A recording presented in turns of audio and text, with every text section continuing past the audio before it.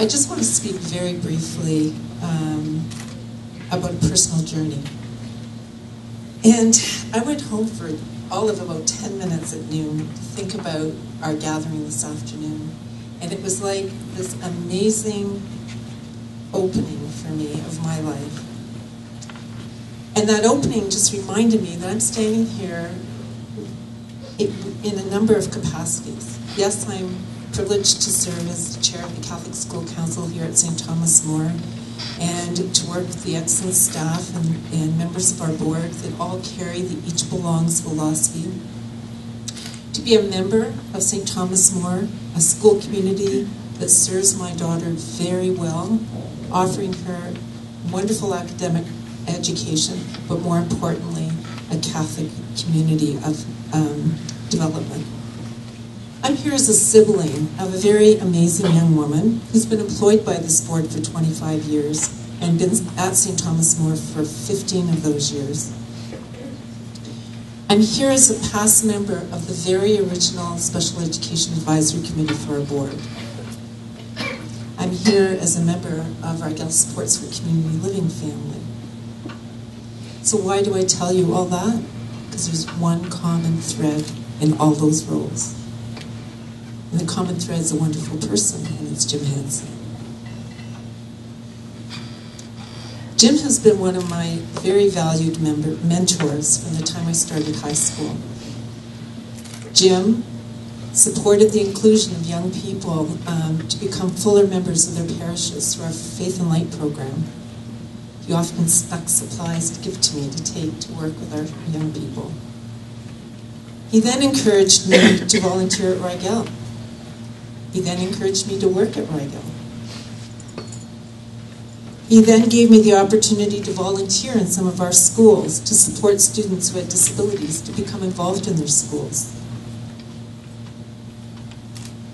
He then said yes to a young woman who had physical disabilities to go to school in a school that wasn't physically accessible, and said to the principal, "Don't worry, we'll have someone there to help her at lunch."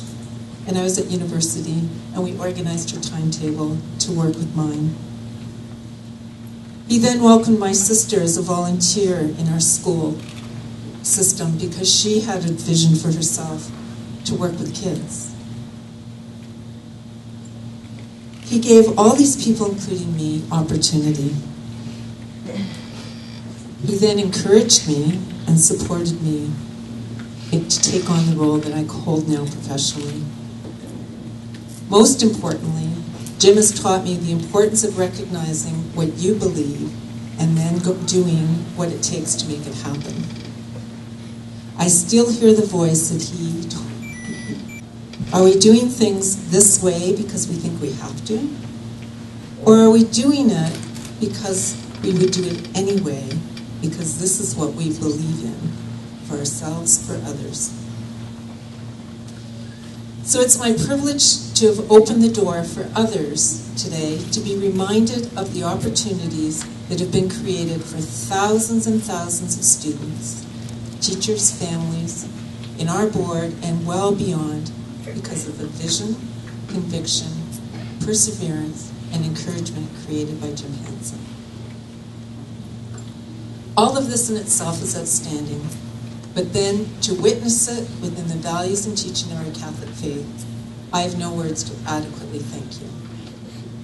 You have created a blessed legacy. Today, we're very grateful to Community Living Ontario and our Canadian Association for Community Living in helping to spread the word about the opportunity that has been made available and needs to continue to be made available for our communities. It is with pleasure that I welcome Michael Bach, our Executive Vice President of our National Association Canadian Association for Community Living, to present Jim with a formal recognition of his contributions, leadership to inclusive education.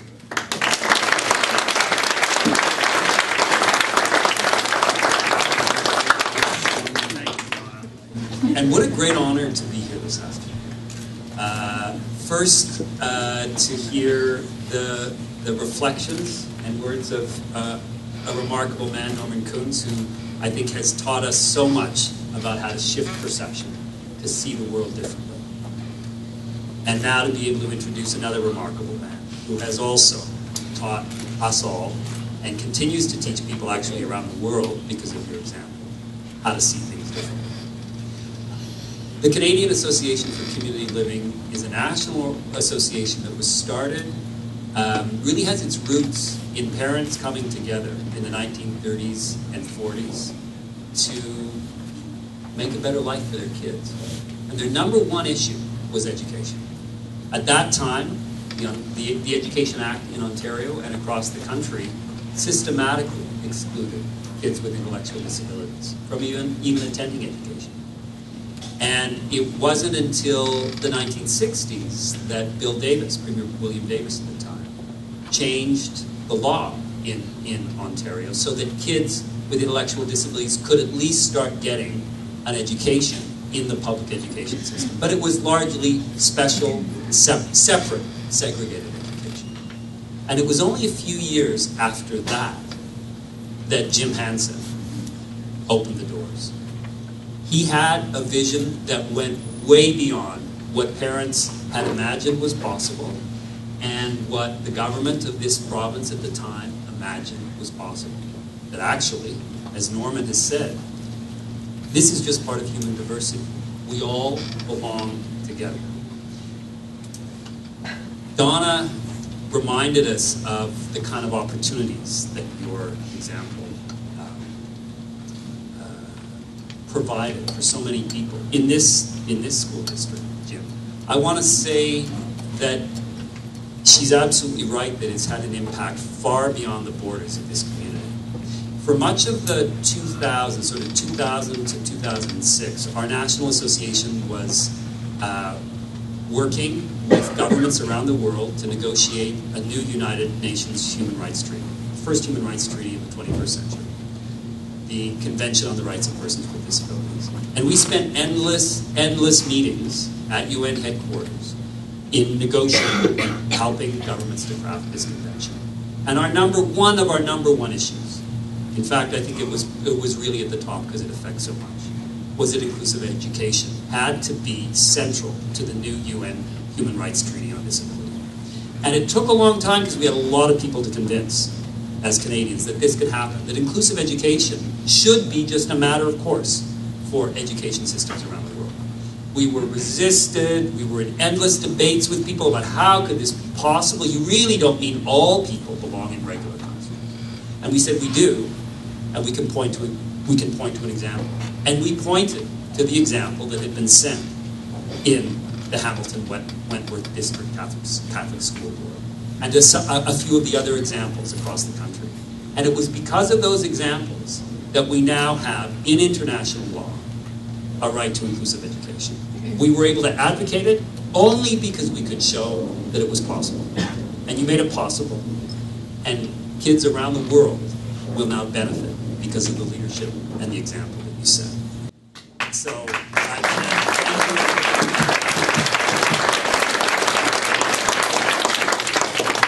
there was a wonderful nomination letter that was shared to nominate you for this national award for inclusive education. And I think Donna has shared much of this. I just want to share the closing paragraph. When others saw obstacles, Jim Hansen saw opportunities to elevate the status quo. His passion and commitment to inclusion, to inclusive education, hallmarked his illustrious career until his retirement in 1991. His work didn't just touch lives in Ontario, across the country, and around the world. It transformed. And again, as Norman has said, not just for kids with disabilities, but for all kids. Because it takes all of us to recognize and value diversity. Jim Hansen embraced the wonder of humanity and made it his mission to work out how everyone could live and learn together. It's the most noble of human causes, and we cannot think of a more deserving recipient of an award that celebrates inclusion. Ladies and gentlemen, honored guests, Mr. Jim Hansen. On behalf of my father and our family, I really would like to thank you for what you've provided here today.